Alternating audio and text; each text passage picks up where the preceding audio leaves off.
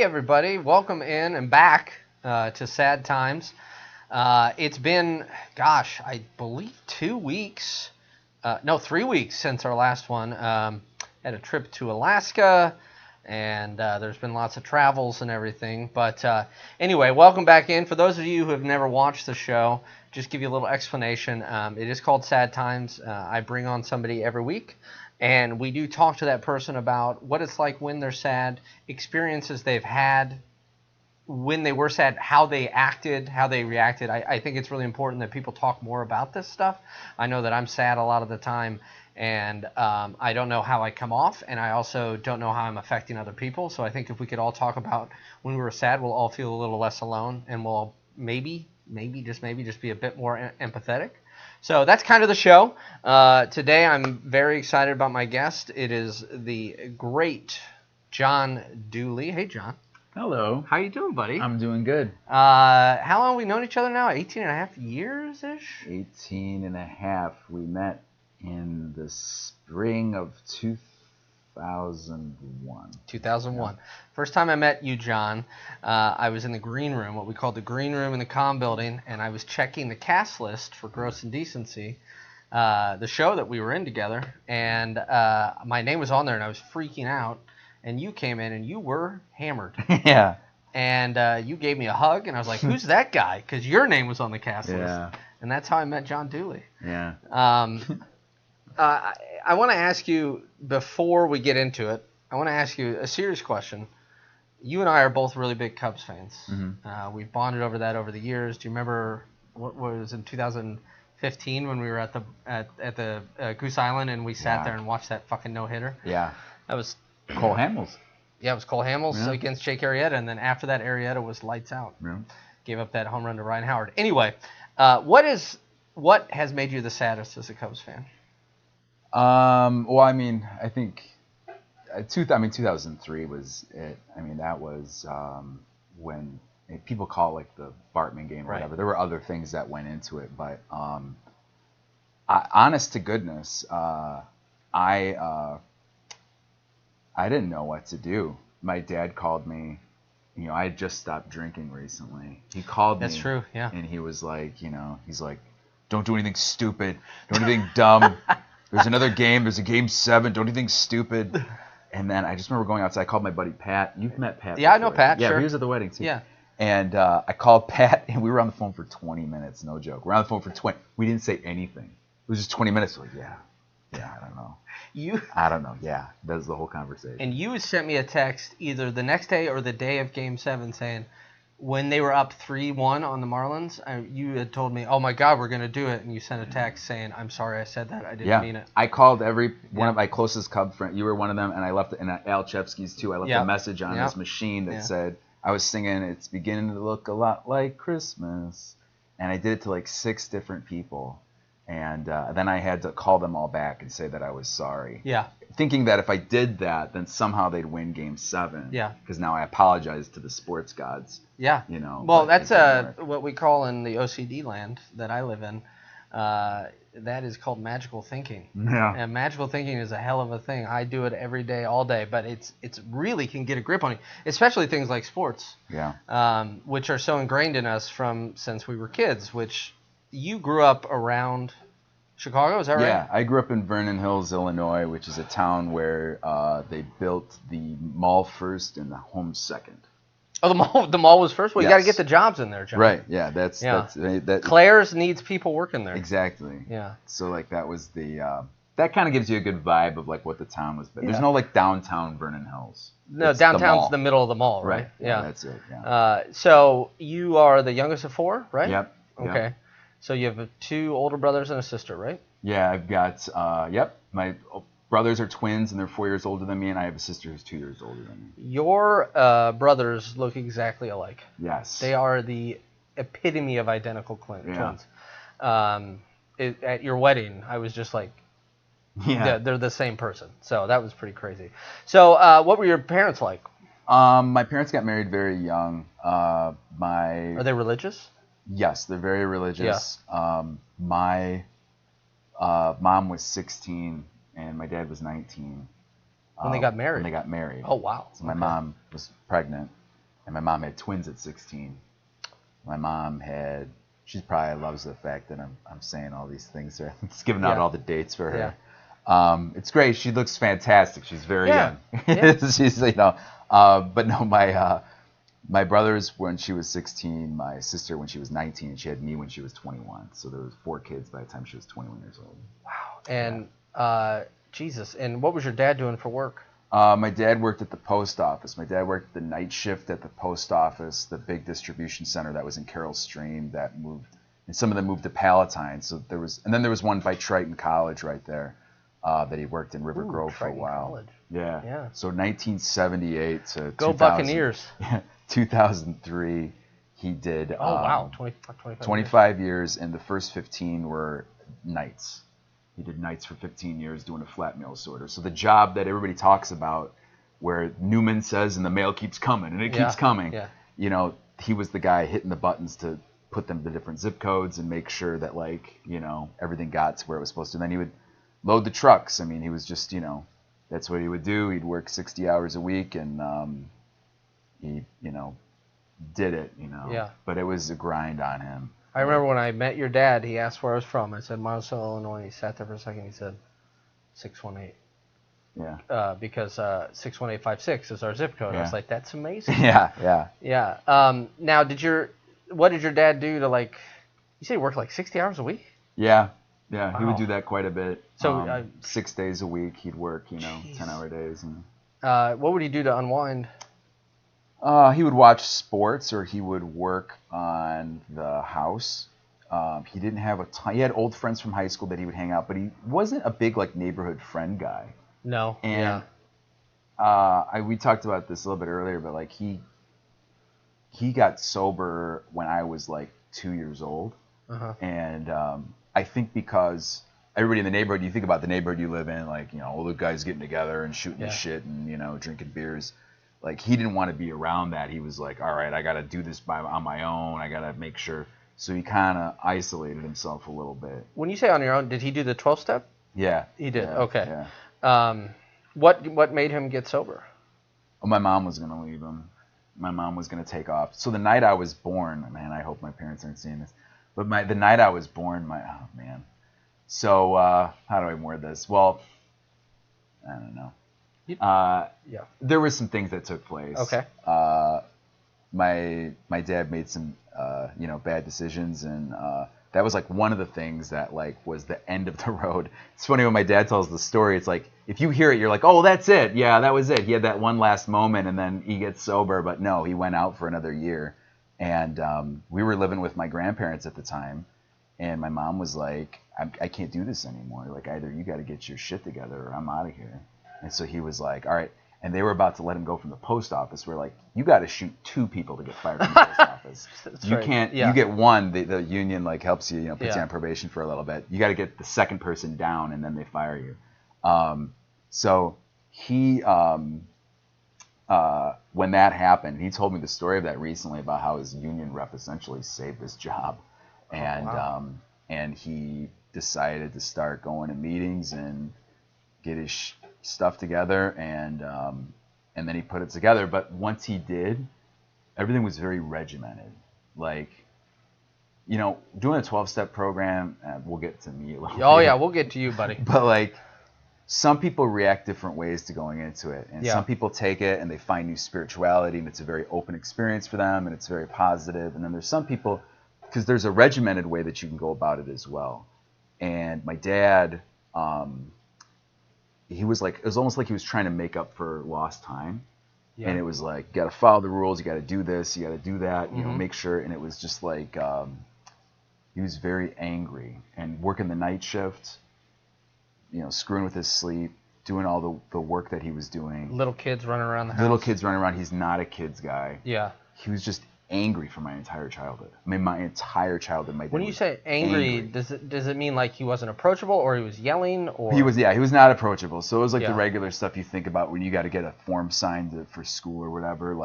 You would never even cross my mind to take a permission slip to my dad. So if he's at home, well, let's just say your mom's somewhere else, and he's at home, you would just wait until your mom got home. Yeah, and the way my brothers got to see a lot more of his alcoholism, so. What that means is when he would come home, my brothers would scatter. So if you talk to children of alcoholics, that's a common theme you'll hear. Because when he would come home, they didn't know which dad was going to show up, what type of, my dad had been drinking, they didn't know who was there. Yeah. So my brothers, to the time, no joke, to the time my brothers were like 20, in their 20s, they would hear the door open when my dad home, they'd run into their room. And he'd been sober for like 15 years by the time. And it was just, and I picked it up from them. So whenever he did it, I just, went into my room. And then that's where I didn't want to bother him. And then once he got off nights, he wanted to change. He just completely changed. He wanted to be my baseball coach, and he wanted to do all these things. And he became a very active, and he was a fantastic dad. But a lot of that time, up until I was like 13, a lot of the stuff had already been done in my head. Like, wait, I'm sorry. You mean done to you because of your relationship with him? So like, done emotionally? Do you mean? Emotionally. Yeah. So what do you mean by that? Like, just the fear. I mean, just the fear of your dad. The constant fear that was there. And, how were you punished? I mean, we were. I mean, it wasn't like we were. No, you weren't beat or anything, right? But I mean, we would get hit. I mean, we would smack pretty hard. Or my dad was yelling constantly. My parents were fighting every single day. Yeah. Every day. Every day. I remember that was a constant thing. I remember thinking when I was a kid, when I was 9 years old, like, what was the last day my parents didn't have an argument where they were screaming? You had that thought when you were 9? Yeah. Yeah. Did you ever think that?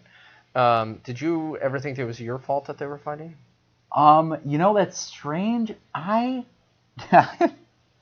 All right, this is gonna sound really weird. I think they,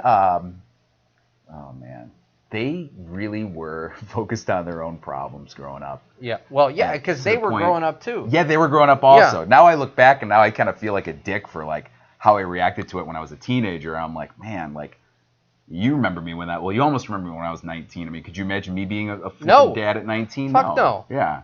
So.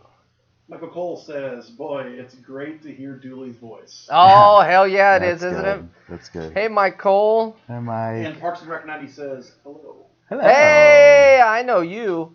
Okay, so,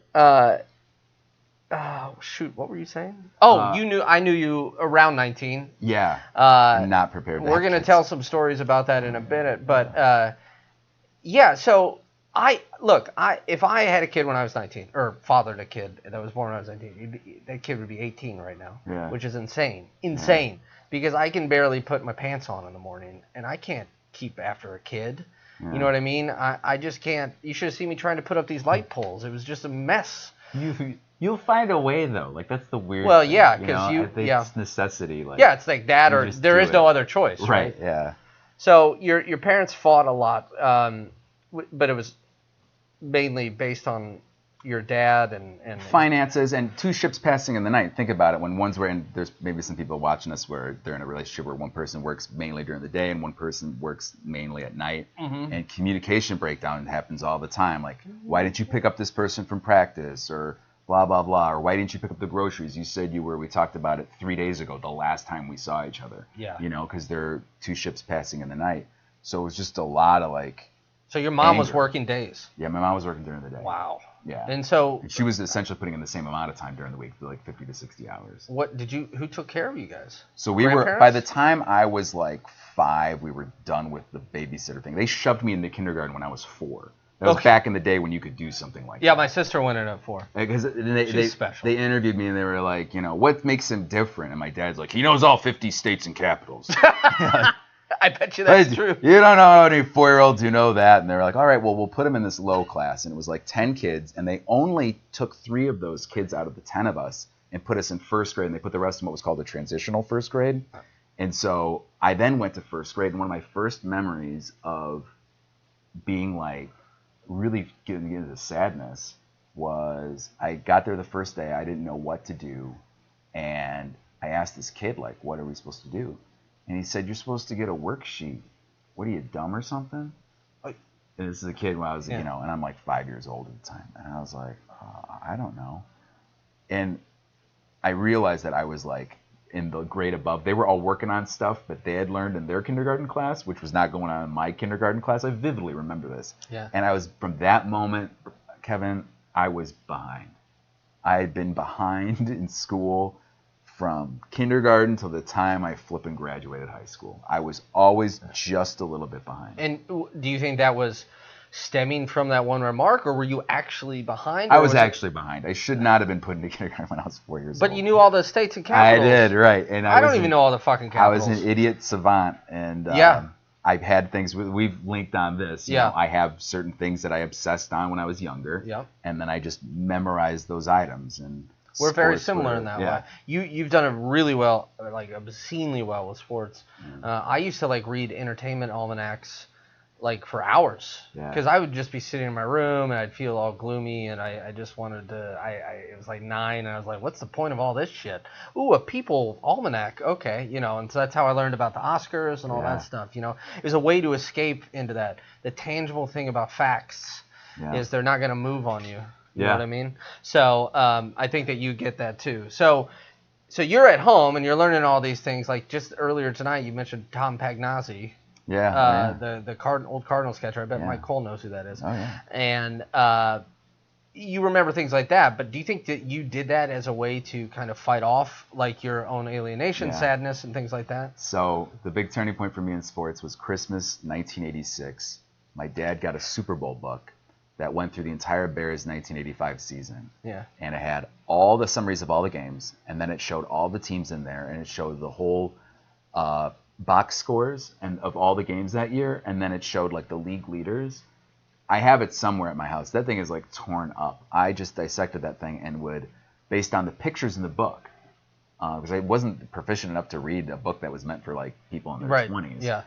I would create stories based on the pictures that were there, and I would create my own season, and the box scores would help tell a story of what went on. So you create it with the actual numbers there that you could take out of there. Is that how you remember all those numbers from that season? Oh, yeah. And so everything, and I actually, honestly, if we sat down, and we've got more important things to talk about, but if we wanted to, I could tell you the result of every Bears game since 1984. I could tell you the order the schedule happened. I could tell you who won, who lost. Every year? Every single year. I could tell you every single NFL playoff game since 1957. Every champion still. And this is even after being married and having kids. I beat it into my brain so much that it didn't go anywhere. Like, it's still there. You had to be sad as fuck, man. Yeah, I was. To know that? You know, like Frank Gifford NFL times? Oh, yeah. Oh, sure. Yeah. Yeah, not just Kathy Lee kids. No, okay? no. He used to play for the Giants, right? New York Football Giants. 1956, they beat the Bears. At Wrigley? Nope. In New York? Yankee Stadium. Yankee Stadium, okay. So, as much go down there. Here we go. So, do you think that, did you feel a kindred thing with your siblings, or did you feel ostracized from them too? I was different. I remember growing up and telling people that my brothers and my sister felt more like cousins than they did like a brother and a sister. I was kind of on my own. They weren't sports fanatics. Yeah. I could tell from a young age that I was different than they were. Like, how'd that make you feel then? Different. I mean, I had the same interests that my dad had, which they didn't have, which I think that kind of was that a way you could bond a little bit. Yes, for me and my dad, it was definitely. Yeah. But you know, my dad was also a big sci-fi guy, and so he could bond with that with my brothers. Yeah. And so I had the sports with my dad. My dad had the sci-fi. Like, you know, it was like we went to every Star Trek opener since Wrath of Khan. Like, I was being dragged to Wrath of Khan when I was like fucking, I don't know, 4 years old, whenever that came out. All right, we're going to Wrath of Khan. You know, like the only 4-year-old in the whole theater. And so every Star Trek opening, every new sci-fi movie, big one that came out, that was their thing with him. And then with me, it was sports. So when you were talking about your dad not being approachable, I had a similar thing with my dad. It wasn't so much angry, just kind of aloof. And not in a mean way or anything. He's just scary. Right? Yeah. He's a big guy. I was a little kid. He yelled a lot too. And I'm not saying this in a bad way. He was just scary. And I didn't know how to approach him either. And the one way I could talk to him was about baseball. And it was about, I remember asking him for batting gloves. And he said, you know, Ernie Banks didn't have any batting gloves.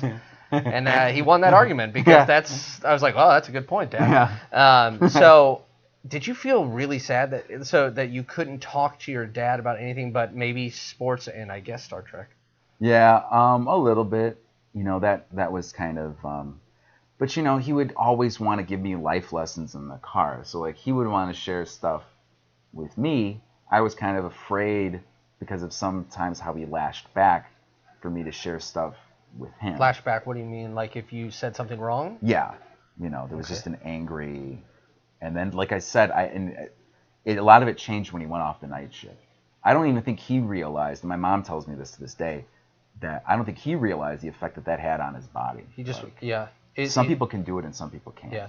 And he just, even if he was, quote, sleeping, he just wasn't getting it right. His body was off. Yeah. And you were raised in a pretty religious household? Yep. So it was church every Sunday. I don't think I may have missed one Sunday the first 18 years of my life. Every Sunday? Every Sunday. And what kind of church? And every holy holiday, every holy day. Yeah. So if that's, Holy Thursday, Good Friday. Monday, Thursday, Good Friday. Yeah.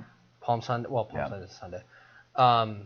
So, yeah, I grew up in the Catholic Church, but I grew up in the traditional wing of the Catholic Church. I call it the Church of Mel Gibson. Oh, like pre-Vatican II type stuff? Yeah. So. Really? Yeah. So you like that, the Church of Mel Gibson. Yeah. So it's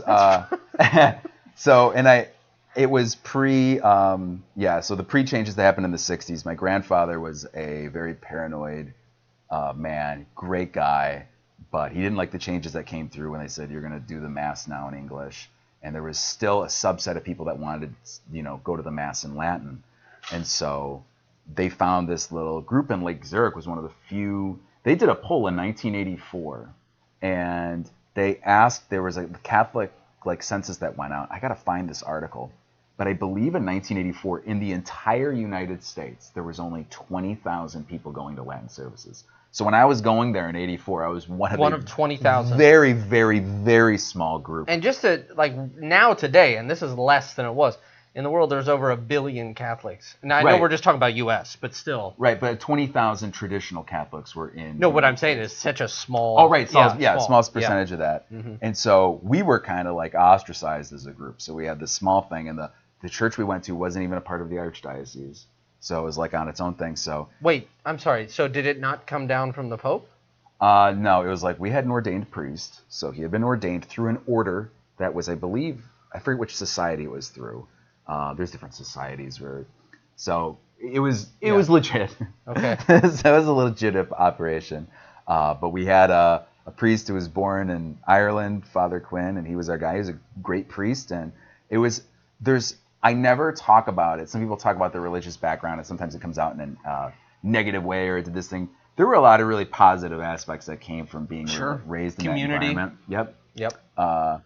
There was a sense of contemplativeness that took place that is a part of my faith to this day. Mm-hmm. Because it is, imagine singing and the outward emotion that you get from the church. Think of that and then just take all of that away, and that was our church. It was like if you just printed out the words on the page and then you just said the words with occasional chants because it's Latin. Yeah. And that's what it was. And it was and the Latin Mass is a very beautiful Mass, but you would occasionally see, this was not a theory, but there were people from the Opus Dei orders and different areas that would come to our service as well. And my parents, they still go to the Latin service. My sister Angela and her husband, they still go to the Latin service as well. Same church? They were going to the one over in Lake Zurich, but now they go to one that's in Volo by the Auto Museum. Oh, I love Volo. But my parents go to the one in the city, so they drive from Mundelein all the way down. So how long of a drive is that? It's really early Sunday morning. So that was another thing about my dad. My dad was we'd always go to the early service. And I used to wonder about it, and but it was essentially so that my dad could go to the early service, get out of the way, we can get home and watch the Ditka show. So the Mike Ditka show from 1983 to 1992. Okay, and then watch the. And then watch the Bears. The Bears would play at noon. Yeah. Back then, that's how it used to be in America. Yeah. What would happen if you spoke in church when you weren't supposed to?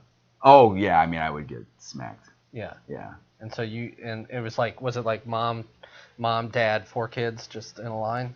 Yeah, they would separate us, but we were extremely well behaved. They got us in order from a very young age. Yeah. So whenever we went out, people, my parents used to always, that took us a sense of pride for them that, we always behaved. We didn't tell them we were behaving because we were scared shitless. Yeah. We were scared of you guys because you were just, Even your mom? Oh, yeah. Yeah. Oh, okay, right. I love my parents. I'm going to keep saying that over and over again. Of course. They're fantastic. I know. As you mentioned, they were learning they're human at the beings. time. Yeah, they were. Let's see. Let's say when you were 10, your mom was 6 years younger than me. That's just insane to me. Yeah. That's crazy. So we kind of have talked about it a little bit. So I guess I'm going to kind of flash forward a little bit. Yeah, sure.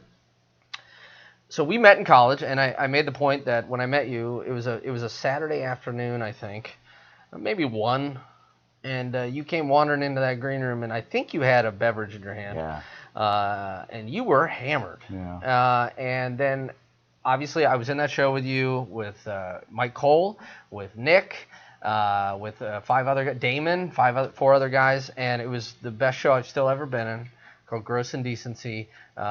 My sister and my mom saw it twice, and my sister was like, "What the hell was that?" It's about Oscar Wilde. Anyway, we ended up, for the next couple of years, spending a shit ton of time together. We got drunk a lot. A quick story I'll tell is I had been gone for Thanksgiving. You basically kind of lived at Damon and I's house. Yeah. And I came back, and you're sitting on the couch, and I walked by you, and I just went in to pee. And I'm peeing, and I look over, and I see my pillowcase is hanging over the shower. And I finished peeing, and I walked out, and I go, "John, why is my pillowcase hanging over the shower?" And you sat there, and you went, "Yeah, puked in your bed." And I was like, "Oh, man." And I started to kind of get mad, and you go, "Hey, you want to get drunk?" And I was like, "Yeah." So we just got fucking hammered, right? That's kind of what we did. When you have made reference to 12-step and stuff, and are you still active in that? Okay, so when did you... This is such a cliche question. Actually, let me start with this. Do you ever think you were drinking to escape something, or did you just get addicted to it? No, I was drinking to escape something. I hated who I was. I hated who I was. When I was in high school and I would wash my face, I had a really bad acne. Mm-hmm. And so we had these mirrors that you could close, and I would close the mirrors so I wouldn't have to look at myself when I was washing my face in the morning. Really? Yeah. I was very overweight as a kid, like from 2nd grade till about 6th grade. Okay. I was one of the biggest kids in my school. Mm-hmm. And that's not a good time to be the big kid, is in those years. Yeah. And that kind of had... So I just never socially... I just never put it together. I felt like there was... And Bill Kincaid and I used to talk about this. I used to joke about it with them. Like, I feel like there was a day of class that, like, I missed on, like, how to behave in social situations. Like, I must have missed that day. Yeah. Like, what the hell? What's an example, like, where you would just be awkward? Conversations with women, like, obviously, yeah. Or, I was always trying so hard to be something I wasn't, that I never was. Mm-hmm. And theater gave me an outlet starting my junior year of high school. And I had done plays before that, but mm-hmm. theater, my junior year of high school, gave me an outlet. Mm-hmm. And that kind of stemmed the tide a little bit. But I still was struggling a little bit. And then that summer when I drank for the first time, like really drank, mm-hmm. It was like the first thing where I was like, wow, I can finally be me. It was like the mask was finally off. I spent such a long period of time wearing the mask. Mm-hmm. Whenever I would go to school, I was trying to be someone that I wasn't. And with alcohol, I just be the person that I just wanted to be. Was it that you felt your inhibitions were gone? I mean, that's obviously what happens with alcohol. Or you just felt more confident in yourself? More confident, more comfortable, a part of something.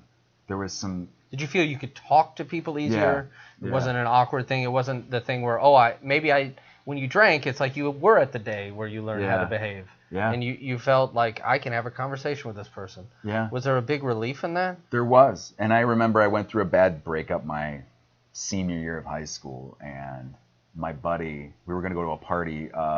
It was some school sanctioned party, and he mentions to me, and I wasn't a huge drinker yet at the time, but he mentioned to me, he goes, hey, maybe we can have some beers before we go to the party. And I was like, oh my God, that is the best idea. Like, it hadn't computed in my head yet, but that was the first moment I said, this will solve it. Like, okay, we'll do this. That will take care of the pain. I will be fine once we do this. And that became a refrain, this will solve it? Yeah. Like, and often it was alcohol that would solve it? Oh, yeah. Because you never, I never remember you doing anything else, just really drinking. Yeah, I dabbled in, that's because I could never do the weed and beer thing. I'd always throw up. Yeah. And then, or then when I would just do weed, I would get really paranoid, which was kind of fun for other people, but not for me.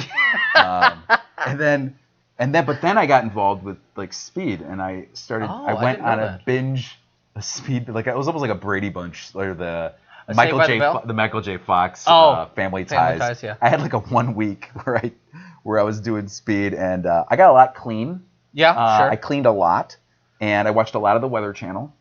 Wait, the Weather Channel. Smooth jazz when you're coming down, when you're kind of coming down. Oh. Okay. And on the previous episode with Mike, he mentioned kind of the effect. And it's not the same as cocaine because I did dabble in cocaine as well. Okay. When you're coming down from those, from either coke or from speed, there's this like hollow feeling that comes in. And for a little bit, it's actually okay. Like if you're having a couple smokes, you put on some smooth jazz on the Weather Channel in the background. Yeah. Watch some Mr. Rogers. It's actually okay. Yeah. After that, it's not okay. It's very, very bad. It's very bad. And how long does that last? Oh, it can last hours. Yeah. It can last a long time. How would you try to stem that?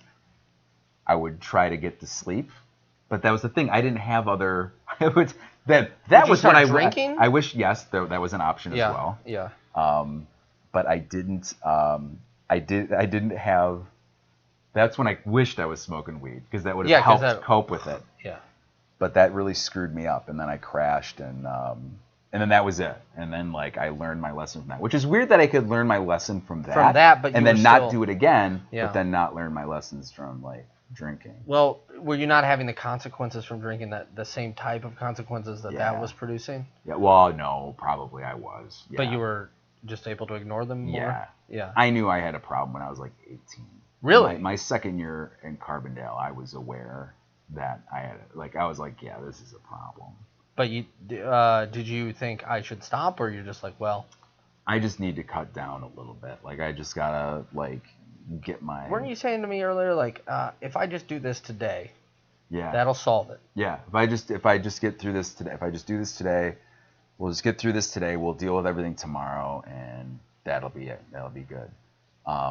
And then the problem is you wake up the next day and there's more problems following you than what was there the previous day. I remember, I guess I bring up that when I was 18, 19 years old, because I remember it was the first time my second year of college was when I was searching through, people do this. Like this is not like if you do this, you have a drinking problem. But it was probably like a good indicator. Yeah. Like it was like I was regularly searching through my couch cushions and other people's couch cushions, so I could go to the liquor store and get a 40 on like a Tuesday. Sure. Like that was like, someone should have been like, hey, maybe slow down a little bit, but I just kind of hit the accelerator. Did you? It just made me think of Cat on a Tin Roof. There's a line, and I'm gonna butcher it, where Brick says, "I drink until I feel that switch."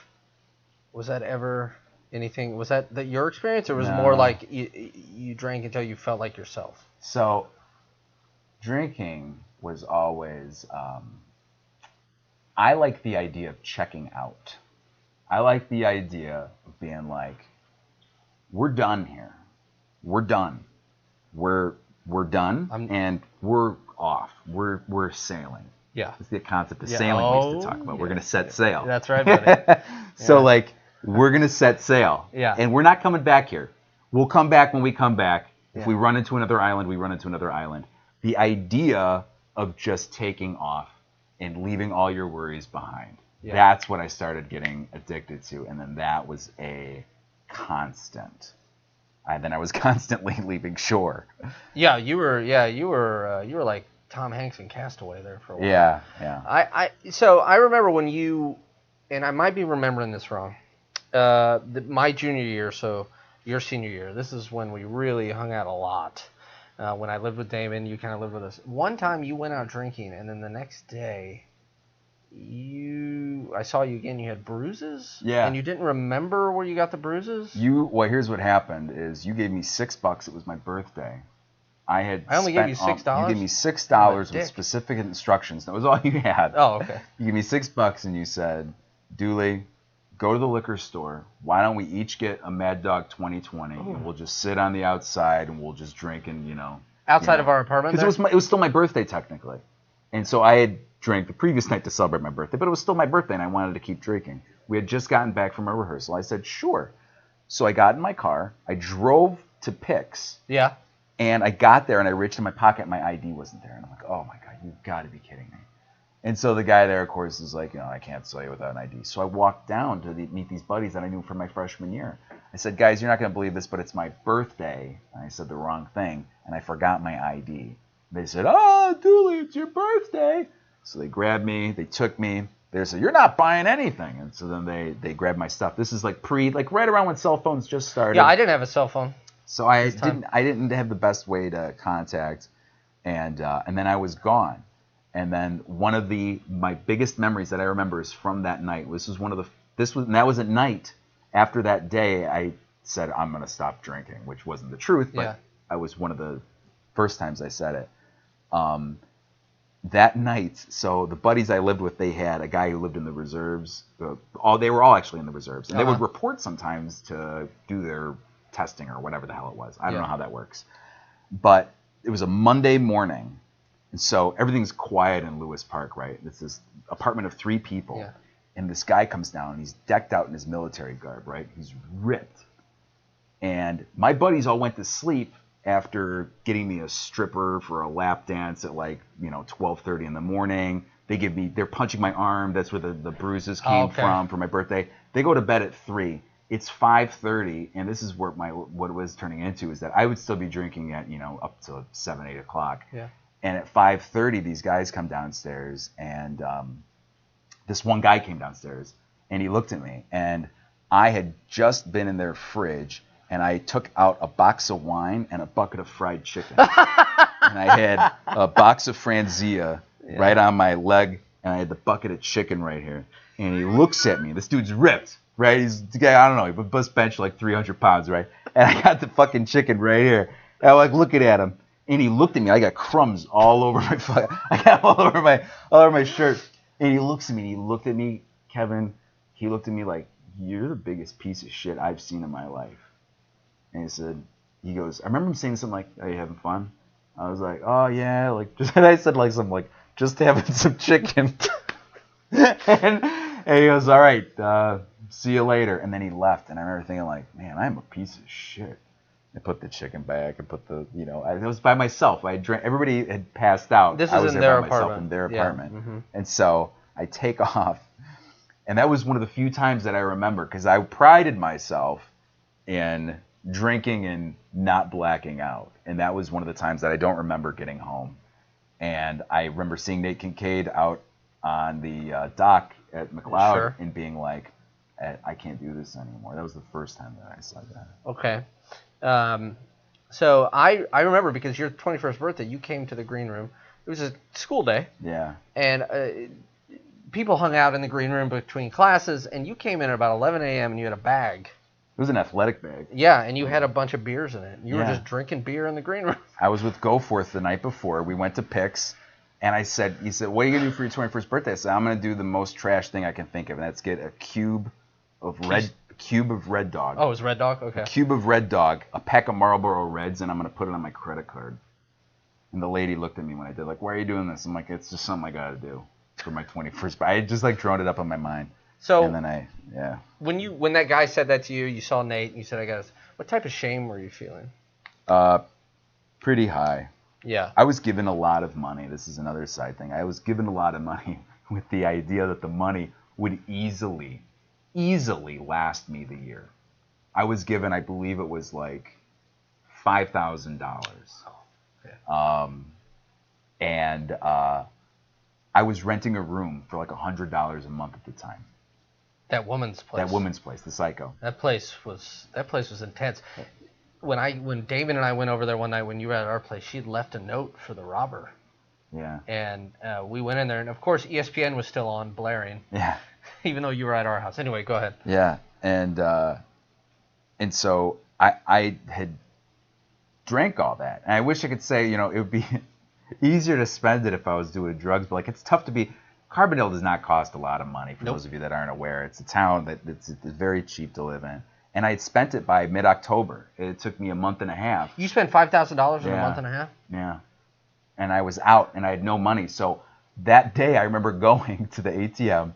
There's no money. I got bruises all over my body. I was supposed to meet someone for lunch Lori had set up this meeting for me with this actor to meet at lunch or whatever. I missed it. I slept over it. I go in, and then that's when I met flippin' what the heck? James Shuffler? No, shut up. I don't know. When flippin' teacher play analysis. David Rush. Not David Rush, the husband of. Wayne. Wayne. Yeah. And, so this is our professor of playwriting's husband. Go ahead. No, not Wayne. Flippin' Ann Fletcher's husband. Oh, Blair Beasley. Blair Beasley. Yeah. Oh, God, what the hell? So anyway, Blair. But I go up to Blair right after that. And he had been in 12-step for a while. Yeah, he had done that for a while. And I went up to Blair, and I went up to him. I said, I don't know how to say this, but like I think I might have a problem drinking. And he goes, yeah. And I was like, I haven't told you anything. Like I didn't tell you what's going on. He's like, no. He's like, I had a hunch. He's like, well, we would remember he was the first class of the day that semester. Yeah. I would walk in like after it started and probably still smelled, and he probably didn't think that was neat, but. One time we went to that class, Damon and I did, when you were sleeping on our couch, and you skipped it. We came back, you were drinking. This was still in the morning, and you said, by the way, I used one of your toothbrushes. Oh. And we both went, well, which one? And you're like, I don't remember. So we threw both our toothbrushes out. Sorry, There's a lot of those moments. I mean, that whole other episode is really, really dumb stuff that I did. Yeah. I mean, so you came up to him, you said, I think I have a problem. He said, yeah. Yeah. And then he showed me a list of like, you can go to these meetings. And I was like, oh, that sounds good. And then I didn't go. Okay. I just was like, I can do this by myself. So I had like a month. And then Thanksgiving I came back and I started going right back at it again. And then things really accelerated in a very short amount of time. Mm-hmm. And do you know why? Were you feeling worse? Were you feeling shameful that you'd spent all that money? No, I think I just I had actually gotten some jobs. I was doing some jobs. Is this when you were delivering the papers at like 3 in the morning? morning? Yeah, I was delivering the newspapers. Yeah, that was crazy. That was when you came over one night before that, and you had the goal of drinking a 6-pack without removing a can from the rings. Yeah. And you did it. I did. Yeah. It's a great thing. But yeah, we had to get you up at like 3 in the morning because you had to go and throw those papers or wrap them or whatever. Anyway. So I did that, and then it just all came to a head. I mean, I had physical withdrawals earlier that year. You mean like shaking? Shaking. Okay. Labor Day of 2002, which was it should have been the first indicator, like, because that was like I always had this list of stuff like, well, I mean, if I got somewhere to sleep and like, I'm okay, like as long as I got some money. And I started shaking that day. I was driving around town. I'm like, what the hell's going on? I hadn't thought about the fact that I essentially had drank for 18 straight days. I mean, I had drank. Not like, I drank, and then I had a sandwich, and then I went out with some friends, and we watched a game, and then I started drinking the next day. I mean, I had been drinking for 18 straight days. And it started in Minnesota. It was a 2-state affair. Yeah. It started in Minnesota for about 6 days, and then went to Carbondale for about 12 days. I made a 14-hour drive during that period, where I started hallucinating at the end of it. And then I walked in on David. Did I tell you about this? Oh, what he was... He was doing pull-ups. Yeah. He was doing pull-ups with a bandana. Yeah. He's like pull-ups. He's listening to like, I don't know, Curtis Mayfield or whatever that was. And he's like, he turns around, he looks at me, he goes, oh, well, hello. And I was like, hello. Hi, what's going on? And then that started off another thing. Anyway, so getting to that. Anyways, all that stuff. How did it come to a head? What happened? I got a DUI. I had been drinking for about, I think it was like 14 straight hours. And I drank this is a lot. So they give you those wheels that say how much you drank based on like what you blew or whatever if you go to like one of those things. I'm not on the wheel.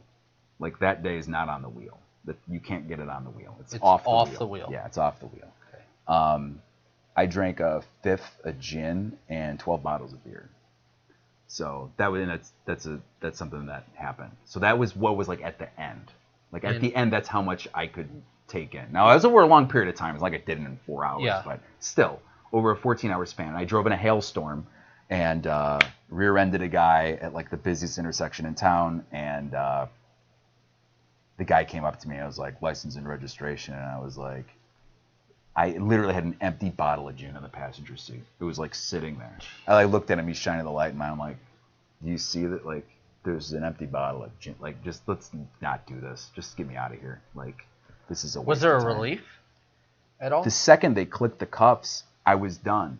And I know that sounds like the weirdest fucking thing in the world. Like, you're 22 years old. Like, how could you at 22, you went through a DUI, and then, like, you got, how dramatic, like, and then you're just done with drinking? I can't explain it to anybody. I just knew the second I heard the click of the cups, a thought came through my head. I'm not doing this anymore. No, actually, that wasn't the thought. The thought was, yeah, it's over. That was the thought. The actual words in my head. Yeah, it's over. Like, was there relief in thinking that? A little bit, but then you wonder if you can actually do it. I remember because, so you got your DUI, and then I remember a week or two later, you were over, and you said, I remember you saying to Damon, do you think I could drink again? Because I can't imagine how hard that was. Now, did you start going to 12-step immediately? Yeah. Yeah. Yeah, but not a ton, though. I would only go once or twice a week, and they say, like, you should probably go every day. It's like 90 and 90, right? Yeah, and then what kind of ramped it up for me to kind of deal with because there was a depression that came with it too. Like, I went through a depression and dealt with kind of dealing with almost the death of drinking, and I was dealing with legal stuff at the time because I destroyed 2 cars. I destroyed a bunch of public property, and I had blown pretty high. So I was going to be put into these different, like, classes or whatever. I was viewed as a high risk drinker, and I was worried. I was like, I don't know what I'm gonna do. And I had to move to New York. I was going to be in Ithaca when you were in Cortland at the time. Yeah. No, maybe it was right before you got to Cortland, I think. No, I did you were Cortland there. 2 summers. Okay. Yeah. So I went, and so I had to go to a new area and be around 25, like, 20-year-olds for a summer. A summer stock. A summer stock. Now, anybody who has never done Yeah. summer theater, it's just an orgy of drinking and fucking. Yeah. Yeah, and so I was like, how the hell am I going to do this? So I started going to meetings there, and I would, like, not have my dinner. I would not have my lunch. I would use my dinner and my lunch to go to the meeting. And then I would live on, like, the donuts that were at the meeting and drink coffee and smoke cigarettes. And, like, that was it. Like, when you say you dealt with the death of drinking, was that sad? Was that hard? Well, there was a little bit of relief, but then I can't explain it. Like, I couldn't do it anymore. There was, like, there was such a heavy weight to my drinking. It was like wearing a heavy coat. Like, so I talked about all the relief that drinking brought me. Yeah. But at the same time, it was like I was dragging a weight with me at the same time. I don't know if that makes sense. No, of course it does. Yeah. Like, I was getting away from it, but I still had the chain on my foot, you know? And is that the moment you woke up and you were sober? It was just like crushing down on you. I remember a couple years later, I was on tour, and it was just me and one other person. And I was 22 at the time, and she was a religious person. She did not drink, and she didn't like books. And it was, I was very mean. I was an asshole. I teased her a lot, that type of stuff. I drank a lot on that tour. She did not. We still bonded because if you're on tour with one other person, you kind of look out for each other. And but I texted you one day, and I said, it was something along the lines of, when did you know you had to stop drinking or something? What was it? And you talked to me about how with alcohol you never had any hope. Yeah. And that hit me really hard because I thought maybe I had a problem, and maybe I did. I don't know. I was drinking NyQuil at night just to go to sleep.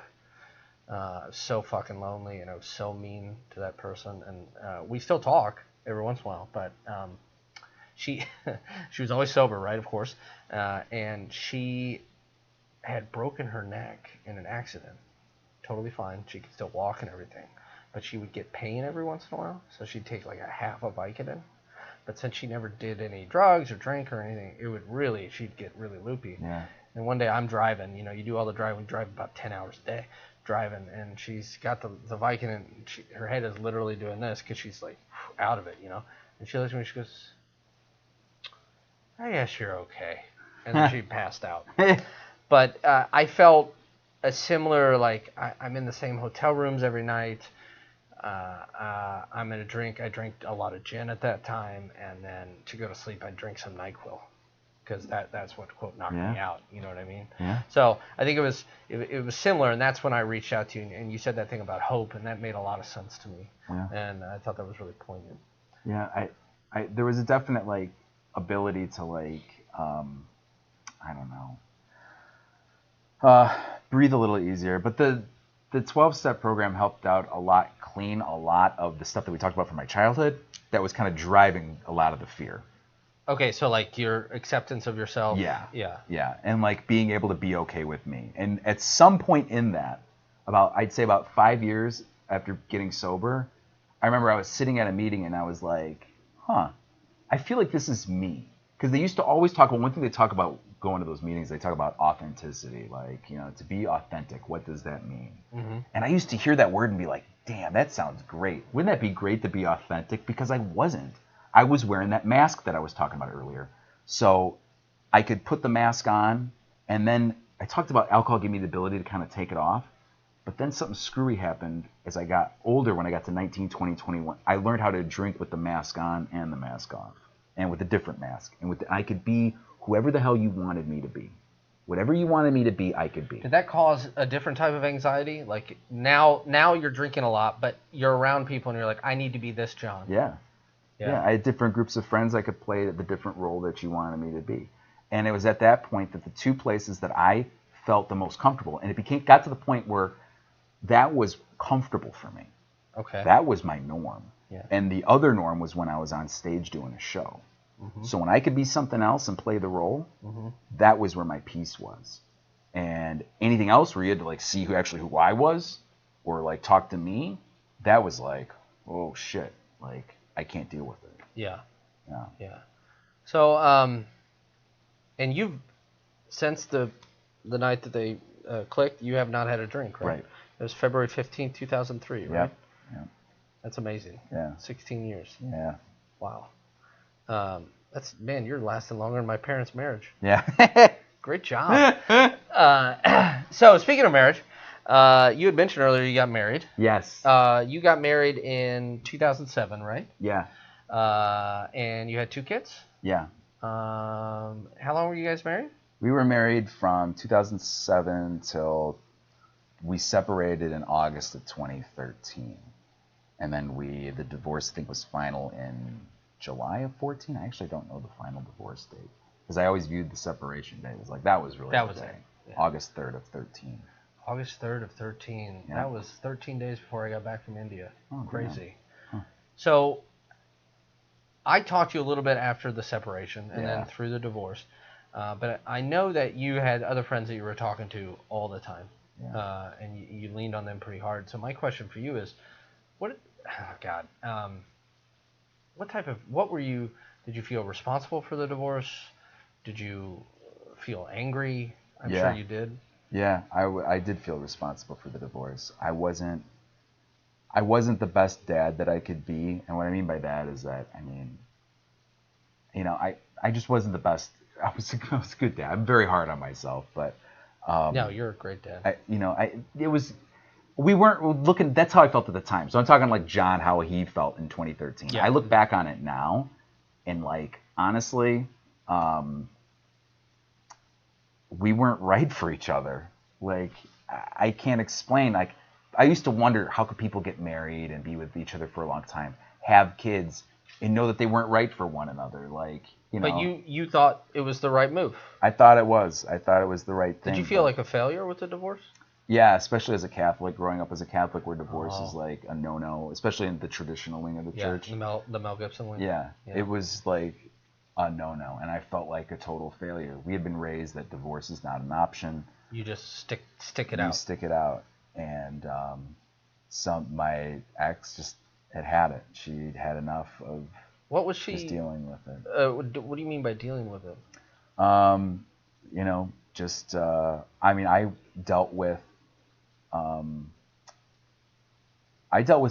had some bad depressive episodes, and I also would, during these episodes, I would get like violent, not with her. So I never got violent with her. Sure. But she would be upstairs and she would hear like plates being thrown on the floor. I'd flip it because of something stupid like I missed a bill payment or something. And you were just so right. angry. I would lose my mind. Like Yeah. this would happen like once every like 6 to 12 months. Like I would just I would lose my mind. And so one time it happened. She says, "We got to go see a neurologist," because she thought it was something wrong. Like something's got to be wrong. Like you can't just be reacting to these things. And so they sent me to we went to Northwestern and we did a couple tests or whatnot. And that was kind of the start of like the process of like going through like almost like a mental rehab, dealing with some things that were kind of going on in my head. And then after a while, it was just we started to become more distant. Yeah. And the last couple of years, it was just very, very distant. Couple years, wow. Yeah.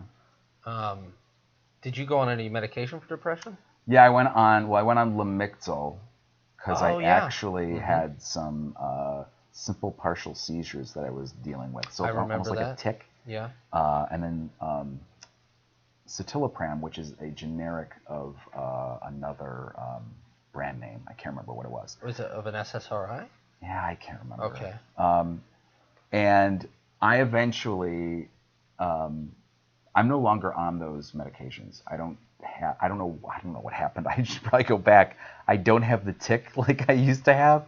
I don't have, and I've been on and off depression medications for like the last 6 or 7 years, and it's been mainly with the citalopram. Why do you go off it? Things get better, or I would lose a job and I didn't have insurance and I had no way to get it. Exactly. And then I would get used to Isn't it. that fucked up? Oh, I would find ways to cope also without it. And my depression's very seasonally impacted. Yeah. Meaning like once it gets to fall, I have like a couple weeks where like I'm not okay. And so it's every driven fall? by that every fall. I used to wonder, my birthday's October 22nd. I used to wonder when I had so many bad memories around my birthday.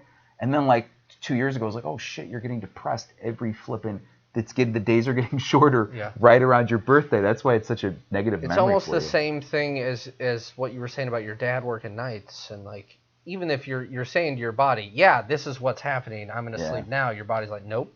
Yeah. And when the days change like that, it's real. Like I was just in Alaska and I was talking to some people who are there year round, and in December it's 22 hours of darkness a day. Oof. And the sun never even really comes out. It's light for a couple hours, but you don't see the sun. Yeah. And this guy had done it for 2 years. He didn't know about the lamps. Yeah. So, so you go on and off. So I've been on it.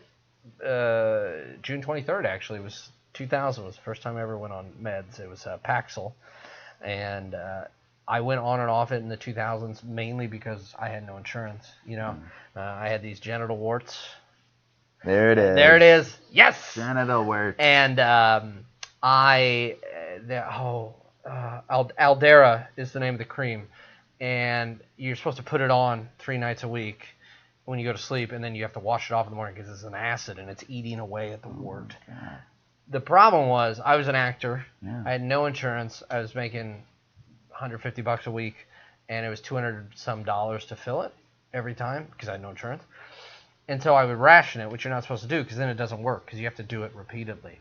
And that's why I got a little frustrated a moment ago, because it just makes me insane that there are people who cannot get the proper medications just because maybe they don't have the right job or whatever. And I don't mean to go off on a thing, but do you find that I don't feel shame anymore about having been on medication or being currently on medication? Do you feel any shame about it? No, I don't. It's been a huge part of my.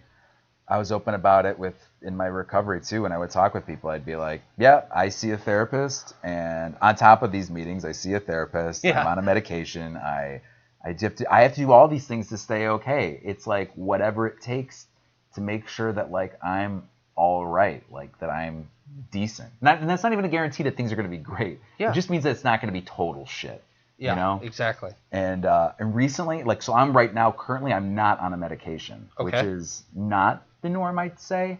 And I don't know what happened this time. I don't know why, but this is gonna sound like I'm gonna be like one of those nature people. Like Mm-hmm. I took these vitamins and my life changed. Yeah. Like, no, I did find some vitamin B vitamins, and I took these things and I take these supplements or whatever, and I've been doing a lot. But that's what's helping me right now. Yeah. But I'm always aware that I can always sink back into it, and that if that happens, I know who to contact to get myself. Do you still have a therapist? No, not currently. Yeah. I don't have one right now. I moved my jobs moved a couple times. Yeah. They were by my jobs, and I'm no longer working those areas. So Sure. I don't have anybody currently. Yeah. But I still go to the meetings, and the meetings help a lot with like talking about issues and stuff like that. Oh yeah. And then I think before we came on, you were talking about how you'll hear other people's stories, and that kind of helps you. In all that I've read about 12-step, whether it be fiction or history or nonfiction about it, it's amazing the power of hearing other people's stories and how that helps you, one, understand your own story, two, look at it totally differently. I still remember going back to Blair. He passed away not long after we left college, but he had I remember his truck had a sticker on it that said "Easy Does It." Yeah. Yeah. Good man, Blair. I think we're out of time. That's quick. That was quick, even though it's seriously 192 degrees in here. It's pretty warm. Really fucking hot. This is my apartment, where, as you see, anybody who's watched the show before, thanks, Kelly. Just kidding. We're in a new space. This is my apartment here in Chicago, and thanks for watching, John. Yay. You're my dear friend. Thank you so much for coming on. Thank you for being so open and honest. He came. Where'd you come from? Lake Zurich tonight? I was in Lake Zurich today. Oh my god. I don't even know where that is. I'm just gonna go ahead and say. West Burbs. Oh, West Burbs. Okay. Northwest. It's like. Oh, is that up by like 45.